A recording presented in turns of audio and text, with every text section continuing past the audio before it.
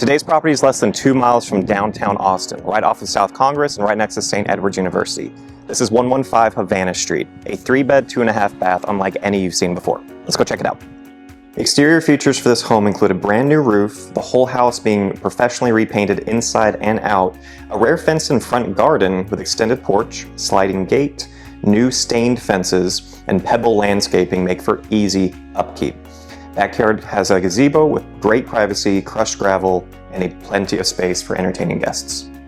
First floor is an open concept with concrete flooring, newly remodeled kitchen with waterfall countertop, large 5-burner range, and brand new dishwasher and microwave. Also downstairs we have the utility closet, half bath, a very large understairs storage closet, and the newly renovated 1-car garage. Enjoy this brand new garage with freshly painted walls, new epoxy flooring, and a stylish light fixture that makes your car look show ready. As we walk up the original wood flooring to the second floor, we find our 3 bedrooms and 2 full bathrooms. Every bedroom has multiple windows, allowing in maximum natural light. The primary bedroom has an ensuite with walk-in shower and stone flooring, dual vanity, and a private balcony.